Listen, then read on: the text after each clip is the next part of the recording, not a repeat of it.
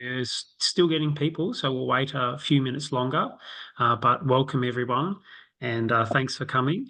We're joined by Leah already, and for the time being, if you'd like to come off mute and say hello, we'd really welcome that. We'll have the opportunity to talk as a group through the breakout rooms a bit later, but it would be nice just to hear from everyone anyway. So hello. Hello, good morning. Hi, Robin. Hi, Robin.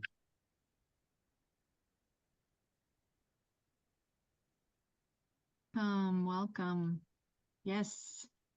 And I see a few countries represented here, Japan and the Netherlands and Canada. It's so exciting to see our family around the world. Oh, and Brazil, Diane. Yep, she's joining Wordly to listen in Portuguese. So you can select whatever language you need by using the Wordly link. And Veronica, I think Diane would like to see a breakout room for Portuguese.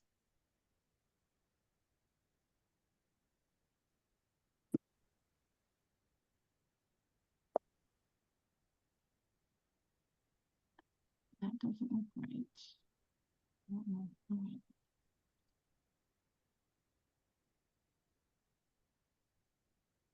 Yeah, maybe a good thing to do would be to you pop your name and where you are from in the chat, and that will give us a sense of who we're talking to, and also if there's any other countries that speak people that speak a different language other than English.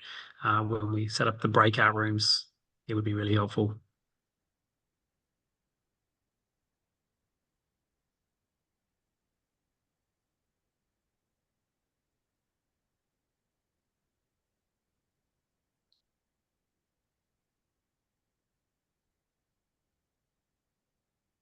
Morning, Amy.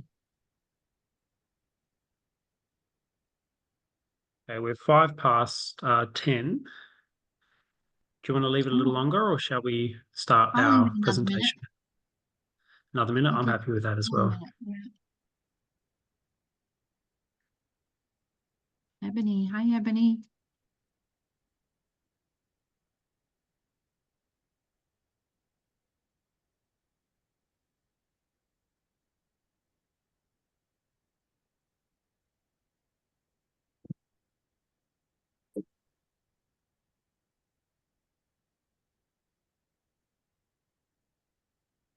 Let's see, Diane. I'm going to ask you a question here. Diane, do you know if anyone else from Brazil who speaks Portuguese is joining? It's hard to have a discussion group of one. Sure. Be on camera, or do you want to see?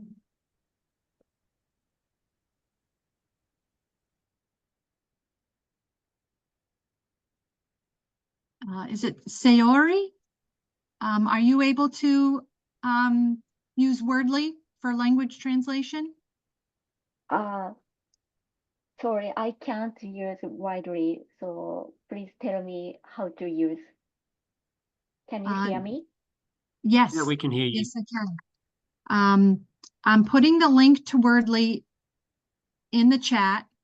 If you click on that, it should allow you to select the language you want. And you can either read the information that you're hearing, or you can actually listen to it as well. So Okay. try this link. Oh, okay, I will try. Thank you. Your English seems very good, though. Thank you. Good job. Sayori and I talked about 3 months ago on Zoom. How are you going, Sayori?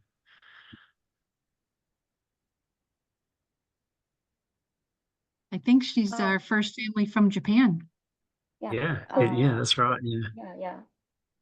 So, very fine. So, and my son is so 2. Oh, excellent. 2-year-old. Wonderful. All right. You think we should get started? I think so. Yep. All right. If anyone sees people in the waiting room, just let me know and I'll admit them, just because I'll be starting to talk a bit, and I don't want to, get into the zone and forget that there is someone in the waiting room waiting to get in. Kasia, you've already had the little discussion about Wordly, so do you want to skip that bit? Yeah. Or do you want to? Yep, cool. We'll do that then. Yep. And can everyone see the slides here that we've got? It's just the first slide. Yes, I can. Yes. All right. Cool. Great. Cool. Okay. So hello everyone. And welcome to our second TANGO2 Talk for the year. I'm thrilled to be together again as the TANGO2 community. Today we have the privilege of hearing from our guest speaker, Leah Engbrecht. Her presentation promises to provide valuable insights and support for us as parents in managing behavioural difficulties common in children with special needs. Many of you will know me by now. My name is David. I live in Australia and I am Erling's dad. I am chair of the Outreach Committee and I work with a team of incredible volunteers to make these talks possible. If you were at the conference, you may have met many of them, including Kasia, Lisa, Blake, Veronica, and Amy. Before we begin, I would like for us to acknowledge their efforts in making this talk happen. Thank you very much to the Outreach Committee. If you are a parent of a TANGO2 child, you already know how challenging it can be.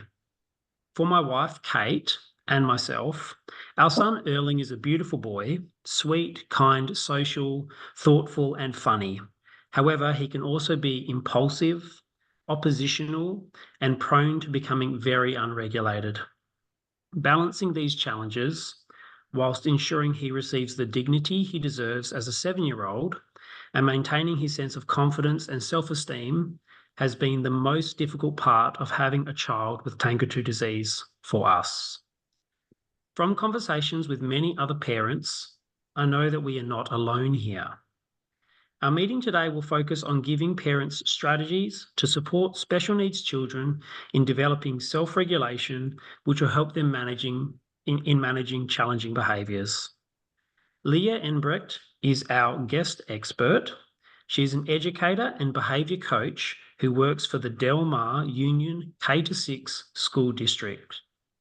Before we start the presentation, I will pass you on to Veronica and Amy, who will give a recap of some of the incredible work which has been happening within the TANGO2 community. Veronica. Hi, everyone. Shine a Light is our community's primary fundraising event. And this year we had an amazing turnout with 10 teams, 64 participants, and 748 donations. We raised a total of $103,000 US. We saw incredible fundraisers happening all over the globe, such as Amanda's TANGO2 Trailblazers, Kasia's Tangoed Blooms, and Caitlin's Full Out Fundraising Exercise class. My husband Tyson and I organized a casino night at our house and managed to raise nearly $16,000. We want to take this opportunity to thank everyone who contributed by raising funds and donating. Your support helps us continue to fund research in our quest to find a cure. Speaking of research, the TANGO2 Research Foundation Research Grant Cycle 4 has recently been finalized. A total of $100,000 US has been awarded to several research groups. For example, a multi-institutional grant of $50,000 has been awarded to Dr. Samuel Mackenzie and Vandana Gupta. Their product will use simple animal models to screen thousands of potential drugs for the efforts on TANGO2 symptoms, accelerating the identification of promising drug candidates and moving us closer to clinical trials. This is just one way your support of the TANGO2 Research Foundation makes a difference. So please continue to be involved and donate when you can. You can always stay up to date on the latest research by visiting the Foundation's website list of publications. There are quite a few recent ones from 2024 to check out.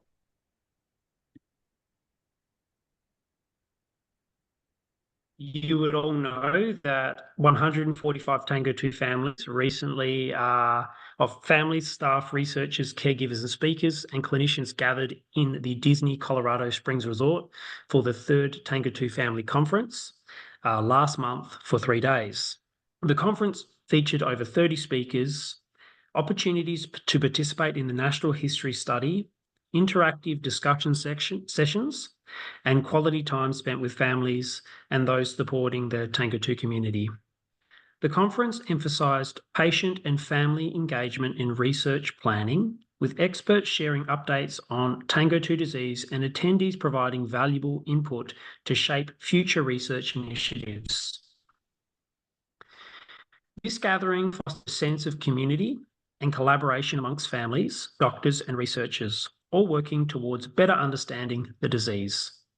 In addition to this, you can now view the conference research poster abstracts, and our conference recordings are now posted on our YouTube channel. So there's quite a bit of stuff, and feel free to check it out.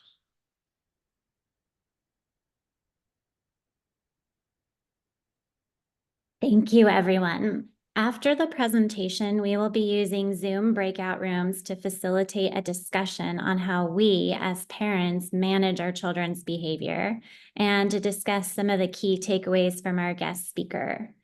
Breakout rooms are simple to use and will allow us to break into smaller groups to discuss this topic together. We're trying things a little differently this time and are going to allocate participants evenly into about 3 to 4 rooms. At the conclusion of Leah's presentation, we will release the breakout rooms and you will be prompted by Zoom to join in.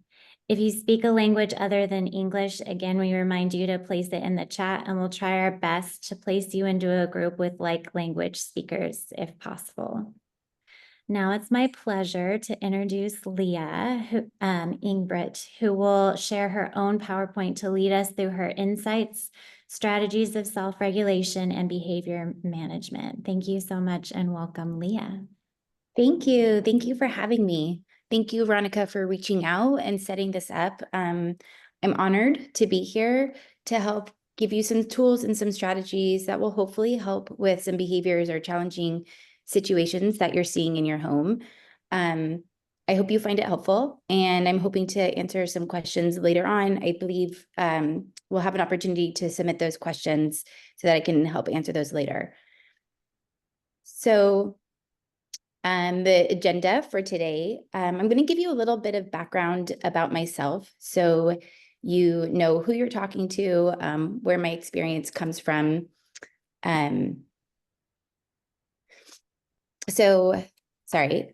We'll talk a little bit about what behavior is, what it looks like. Well, there were some questions specifically about transitions and how to help support educator in my day-to-day life. So I use the word students often, but children. So children with anxious behaviors, some self-confidence, and best ways to communicate with your teachers and schools. Really quick, I'm getting a message that you guys can't hear me. Is that true? Can you guys hear me okay? I can hear I you. can hear you fine. Can hear. Okay. Perfect. And when you're ready, just let me know and I'll change the slide for you. Okay, perfect. So this is perfect. So yeah, so let's go ahead and go to the next slide. Thank you. So I began working with children with special needs in 2002 as a special education aide in the school districts. I decided to go back to school and earn a dual credential. So my credentials are a mild, moderate special education credential, as well as a multiple subject general education credential. My master's is in special education with a focus on autism, specifically on behavior management with students with autism. I taught special education for 10 years, and then I taught general education for 6 years. And this is my second year as a behavior coach. Next slide, please. Thank you. So what is behavior? I think it's really important because I want to talk about behavior in general, as adults, we tend to think of behavior as a choice, especially when we are dealing with kids who are out of that kind of toddler age where emotional irregulation is typical. So I encourage you to think about behavior as more of a form of communication. It's a way for people to communicate their distress, and it needs to be taught oftentimes, just like we would teach our kids and help our students with reading, math, writing. We need to look at behavior as a skill that needs to be taught, and that emotional regulation that needs to be taught. It's really hard sometimes as a parent, I know, because oftentimes the behavior happens and you're not sure how to handle in that situation. But a lot of research shows that that's the exact time to deal with the behavior and to teach those strategies, to implement the strategies. It's the most powerful in the moment, which could also be very stressful, I know, as a parent. Next slide. Thank you.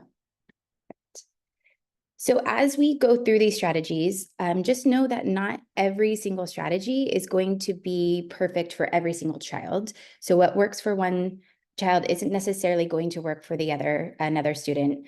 I am planning to go through several different ideas today. So my advice would be to take 2 or 3 of those strategies with you that you think would fit well with your child, with your family.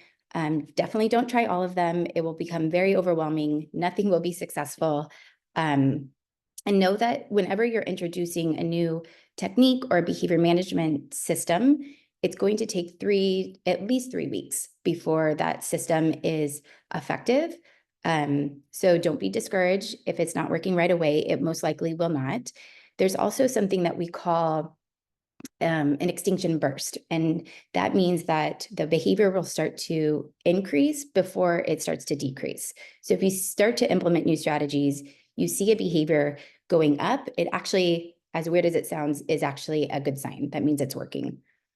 The most important thing with any of these strategies is that you're consistent and that your expectations are clear. So if you take anything or nothing else from this presentation, consistency and clear expectations would be my first piece of advice. And by consistency, I mean not just from one parent or one adult to the child, but also within whatever adult is working with the child. So if you have a grandparent that's involved, if you have a babysitter that's heavily involved, it's really important that all of the adults are on the same page and consistent with the behavior management strategy that you're using. And with expectations, it's really important that the child understands what your expectations are. We tend to assume that our children know what we're talking about. If your child is able to communicate back with you, a really easy strategy is to give them your expectation and then have them repeat what you've just said, so that you know that they are on the same page that you're at. Next slide, please. Okay. So transitions. Transitions is definitely a difficult area for many children. Typical, non-typical, verbal, nonverbal. Transitions are hard, especially when a child is going from a preferred activity to a non-preferred activity. So again, going back to that clear and consistent expectations, you want to make sure that you're very consistent with your expectations when you're transitioning from one activity to another. It's important here to be proactive. So if you know that, for example, if you have a daughter who I don't know, transitions. Every time you leave the park, she has a meltdown. She's upset. She doesn't want to leave. You want to try to put your systems and structures in place prior to getting to the park and know what you're going to do before you even ask them to transition from the park. So you want to have those down and thought about before you get there.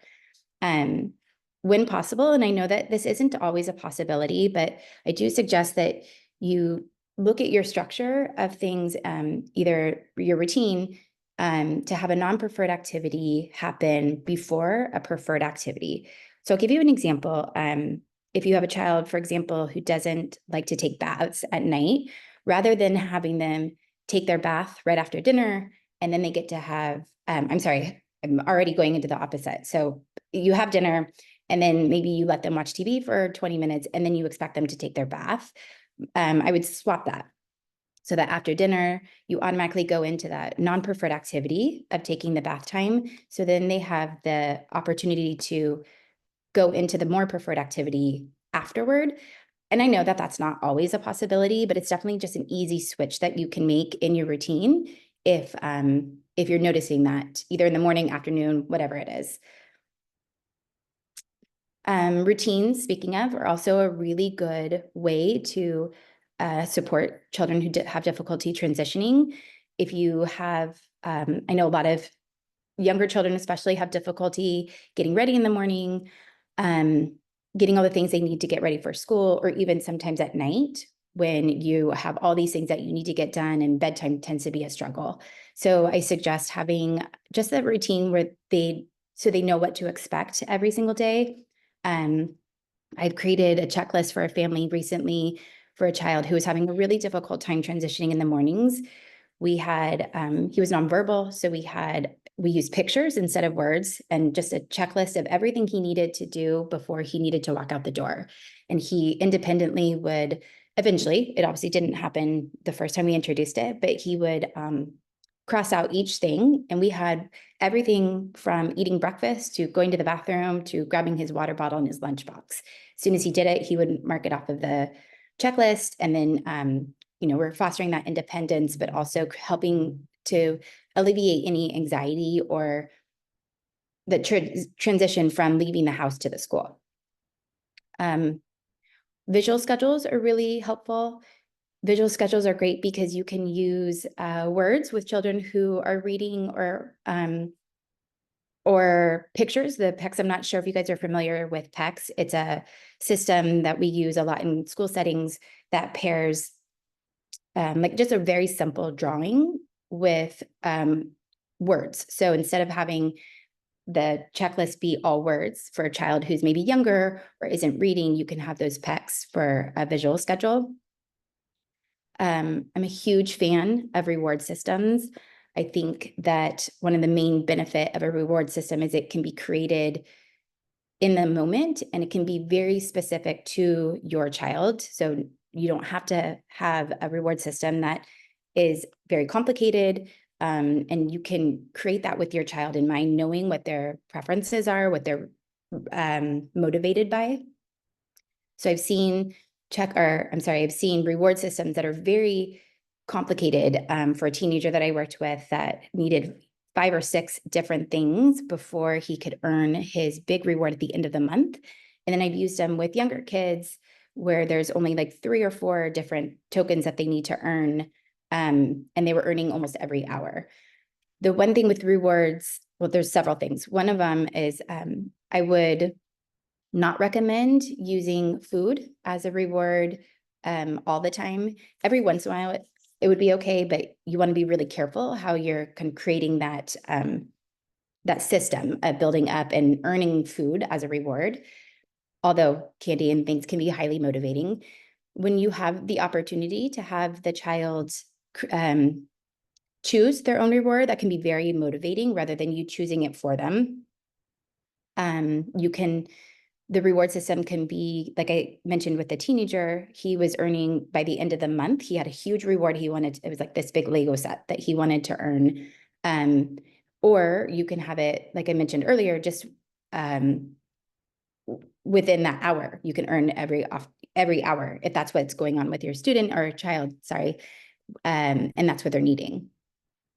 You want to make sure you're setting that up to be successful. So the first couple of times that you introduce a reward system, if you're not already using one, you want them to be successful pretty quickly. So you don't want to have a situation where after the entire day, they still haven't earned anything, or after the entire week, they still haven't earned anything. They're not going to buy into that. So you really want to almost over praise and over reward them for that behavior that you're expecting, so that they buy into the reward system and then they're highly motivated to continue to make better choices.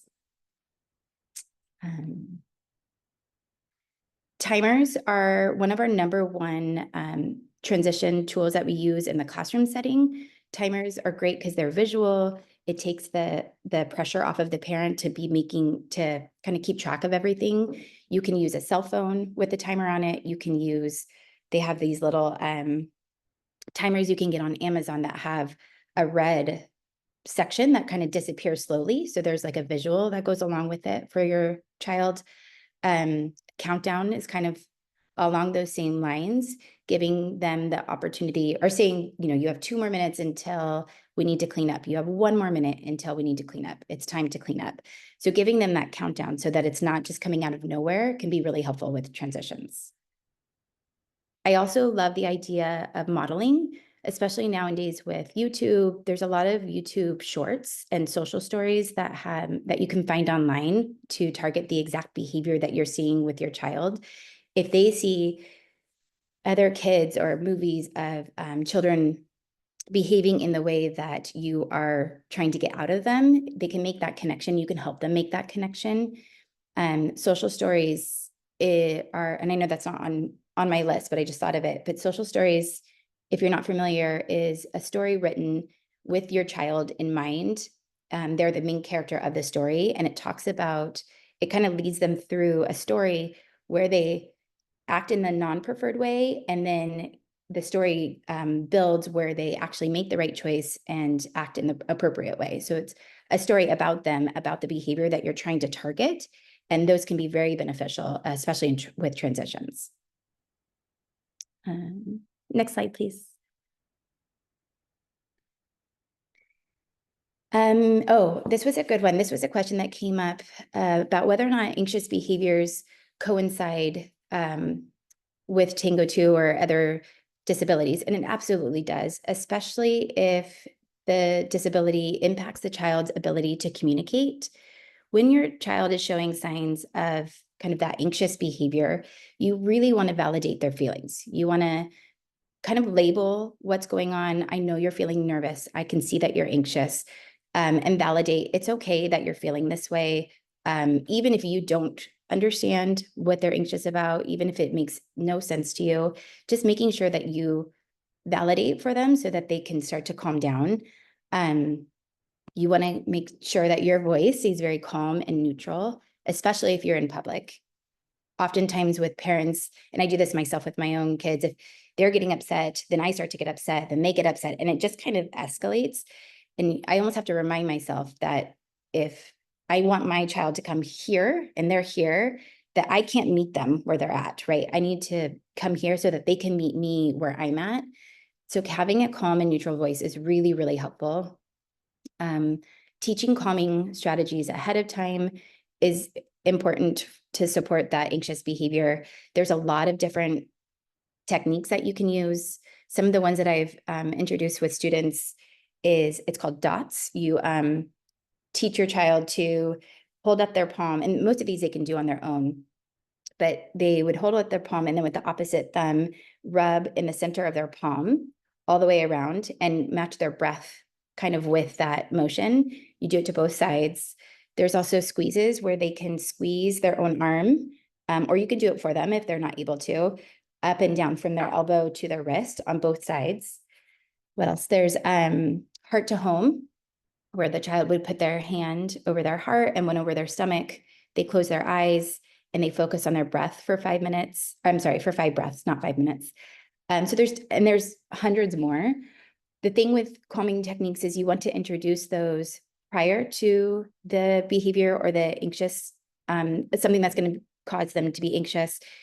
And it's something that you want to practice. So I'm thinking we're in August, a lot of schools are starting in the next couple of weeks. If you know ahead of time that your child's likely to be anxious about going back to school, I would start teaching calming strategies to them now so that they can use those strategies when they start to feel anxious at the beginning of the year. Front loading is a really easy way. It's also not something that you can always do. You're not always going to be aware of if something is off schedule, but anytime you can give your child the opportunity to know that there's a change in schedule or something different's going to happen, and front load them, that is super helpful. Setting up routines. Again, we talked about that a little bit with the transitions, but routines with children who have anxious behaviors are really helpful. They need to know, they like to know what to expect, what's going on. And just know that it's okay that sometimes you're going to come out of your routine, and that's okay. They need to learn to cope with that as well. But the more you can create those routines in situations that you know could be anxious, the more likely they are to be less anxious. Visual schedules, we use these a lot in classrooms, and I've been introducing them in the homes recently as well. Again, kind of the same concept as the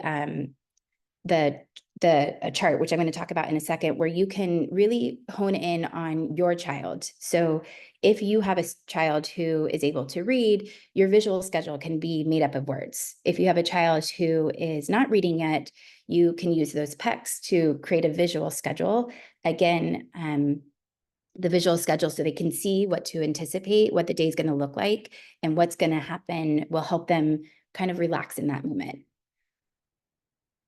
And the main thing is if your child is starting to becoming anxious and you've done these proactive strategies, they're still having that anxious behavior, you really want to reduce your expectations and your verbal communication. So the more you try to say, you're fine, it's going to be okay, calm down, take breaths, and all these things, it just kind of heightens that anxiety, especially if there's more than one adult. When I see a child in an anxious state, I recommend just everybody stop talking. Maybe every once in a while check in and say, what can I do to help you? Are you using your breathing techniques? Your voice is super calm, very neutral, and it's only one person speaking to the child at a time. It doesn't matter if it's who it is, as long as it's not everybody having that conversation. And also taking away some demands. So if you know that they are anxious for these, because there's 5 things and it's overwhelming, maybe taking some of those demands away will help to lower that anxiety. Okay. Next slide. Perfect, thank you. Self-confidence. This is something that comes up a lot. And I know it's hard as a parent when you see your child is struggling to belong, especially when they stand out and they start comparing themselves to other kids. I believe it's really important to create that sense of belonging, whether it's within your neighborhood, your school. This platform that you guys have here today is amazing. Just that sense of belonging for the kids and for the parents, but for the kids as well. If you can find that community at a really young age and just a buddy for that child, that can really help with their self-confidence. Anytime you can find, I'm going to come back to the transparency. So if I forget it, David, remind me. But anytime you can find clubs or sports that your child is interested in, I highly recommend doing that. They make connections that way, especially if it's in a school setting. They can see their peers that they play sports with or in those clubs with at school and have that connection there. You always want to validate their feelings. As parents, we tend to want to sugarcoat everything and tell them everything's gonna be fine. No, you're not different. And that doesn't help children, especially if they have the ability to know what is going on within themselves. And this is where I get back to the transparency. I think it's really important to be completely transparent with your kids. It might feel really uncomfortable at first, but even going to school and giving your educators permission to have conversations with your child's class can be really, really beneficial. I've done this a few times over the last, actually probably 10-ish times over the last couple of years, where I've gone into classrooms as the educator and had conversations, obviously with parent permission first, with the child's class. And we had a lot of conversations about the child's strengths, really focusing on what those strengths are. I had the students tell me what they thought the strengths were of the child that I was referencing. The child wasn't in the room. We chose as a team to not have the child participate in the conversation. And then when we do this, we have found that the kids become less confused. They become less unsure about what's going on with a particular child. We had a student who was having a lot of meltdowns in the classroom. So when we were able to have the conversation about how this child thought differently and was struggling with that emotional regulation, that we found that the students in the class actually become more supportive and helpful and empathetic rather than judgmental, unkind, and we saw the student making more connections with their typical peers, which again helps with that self-confidence and sense of belonging. Fostering their strengths. So if you know that your child is really into animation or drawing or you know, whatever it is, horses, whatever you know that their strengths are, their interests are, really hone in on that, foster that. There's so many different communities nowadays that you can find where there are children who have the same interests. And so that can help you create that sense of community, excuse me, for your child. Can we go back one slide? I feel like there was one thing I forgot to talk about.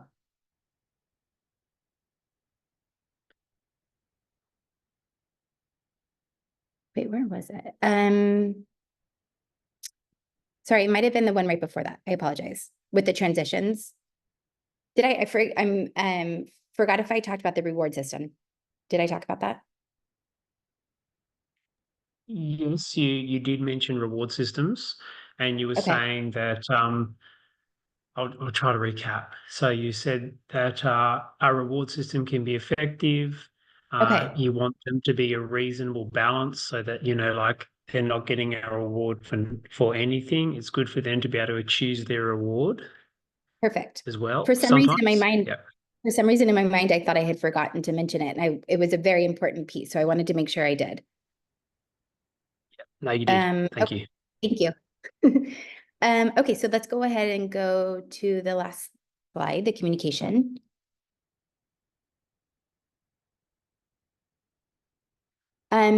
Okay, so communication. I believe that your teachers and your educators should be your #1 ally.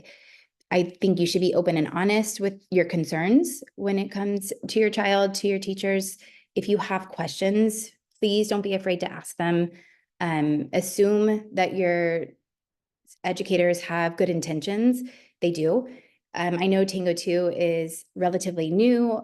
As a special education teacher, I hadn't heard of it. So you might need to be the person that's giving your educator information. I also know that each child is very different, right? So what works for your child isn't necessarily going to work for somebody else. So you want to make sure that your educator understands that. If you haven't already started the IEP process and your child needs that, I would definitely recommend inquiring about the process of having your child go through testing for the IEP process, mostly because then you get those accommodations and the modifications that they might need with their education. But IEPs can also support behavior. So if your child has behaviors at school that are impacting their learning, an IEP can support that. And the IEP is really helpful because it communicates to everybody who's working with your child what your child needs in order to be successful. It could be anything from like the reward system that we were talking about. They can implement those in the school setting. A visual schedule, we implement those in school settings. Even things like the calming strategies, educators can help be a really good ally for helping you figure out which calming strategies work best for your child. And then there's that consistency from home to school, which I think is really important. So as an educator, I think it's very important for you to ask those questions, be honest, and reach out to your school setting in order to create that kind of collaborative conversation to support your child. And that's all I have.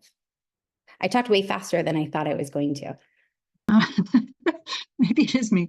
All right. So I think we're on to the next slide, right? Questions and conversation. If you have questions for Leah, or you had a great idea or a link to share, please use the email info@tango2research.org. And if we'll collect any emails and resources that we get, we'll forward them to Leah, and you know, we'll get them out to the community as well. Before we say goodbye, we'd like to share with you a few exciting announcements from the TANGO2 Research Foundation. So you're on next, Kasha, about Rare Chronicles. You got that there? Yes, thank you. We received a grant to work on TANGO2, our TANGO2 community, and some mental health care for our community. And this Rare Care Chronicles is a new podcast that's now available on Spotify and Apple Podcasts. And the podcast is dedicated to exploring the unique experiences of TANGO2 and rare disease care. Each episode will bring you closer to the heart of our community and will offer valuable insights, some practical advice, some inspiring stories, and they're all from TANGO2 families. You can subscribe today for self-care tips for caregivers, stories from affected families, interviews with clinicians and researchers, research updates, and much more. And you can view this link to the podcast and a lot of our digital content on our website. And I think that link's going to go in the chat. We also have a brand new announcement, and Hannah Driffel, I'm thinking of you as I say this, because recently Hannah shared a great question in the family Facebook group that wasn't really a question that a lot of families could answer, but any TANGO2 clinicians or researchers might be able to help with. And we are now launching this research learning network specifically for our TANGO2 community. And it is a resource for all of our TANGO2 community, the researchers, the clinicians, the families, everyone. Our family Facebook groups really just focused on families, but this learning network is for everyone. And it's a place where all of us can connect and engage from all over the world. And we can access tools that are all in one place. We can access resources. You can find key links and key information. Everyone is welcome to join this community. So it's not just for families. You can ask your doctors to join. You can ask any researchers you know to join. And this is a place where we can post questions that aren't just for families to answer, but we might want the broader community to weigh in on. And they might pose a question. A researcher might have a question about symptoms and whether or not our kids have them. They might post a question and we can then offer our expertise to them. So I hope you take advantage of this research learning network. There'll be a lot more information to come about it. We're going to have a launch in our social media and so forth. And back to you, David. Yeah, thank you. Just looking at it now, I can see how it is totally different to the Facebook disease group. One of the main differences is it's going to be a lot easier on this to search for content that was produced a long time ago. I know that if I know there was an important post that I wanted to sort of return to in the Facebook disease group, I find it really hard to find that post if it's not from the last 3 or 4 weeks. And that has been a problem for me in the past, but I can see with this, it has different search functions. It's set up in a different way so that things will be categorized according to the topic. And that's going to make it much easier to get that information on B vitamins or seizures or, mobility issues. And I think as a result, it's going to make it way more appealing for the clinicians and the researchers to be involved in it as well.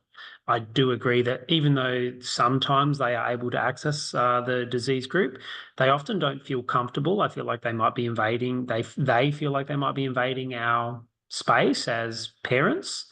So I think it's great that this is up and running. Yeah, you're right about all those things. It'll be nice to have it searchable. So if we want to know about what type of seizures kids have, you can go in and search that keyword, and clinicians can and researchers can. So more to come, but it's very exciting. You can go in and get a profile started right now if you want. I will do. Okay, so thanks everyone for joining us and very special thanks to Leah for sharing her time, expertise and resources. We really appreciate you and the information and advice that you've provided for us. We welcome your ideas for future TANGO2 talks. Please drop ideas into the chat into the Facebook disease group or send an email to any of us through the TANGO2 info, or if you know us through direct email, you're welcome to do that as well. We would really love to hear from you. Also, if you enjoyed the event and you have a desire to be more involved in the outreach committee, please reach out to us. We are always looking for more people to be involved in the outreach committee. The more people we have involved in outreach, the further outreach is going to go. So that's a really big plus for us. We would love your support in whatever way you can contribute. So you might be a major speaker at one of these things, or you might be just someone that's willing to lend a hand in preparing a slide deck. It can be big, it can be small. Anything that you can do would be really appreciated. So thanks, everyone. Thanks for everyone that was involved in organising this. Thanks again to Leah, and have a good day.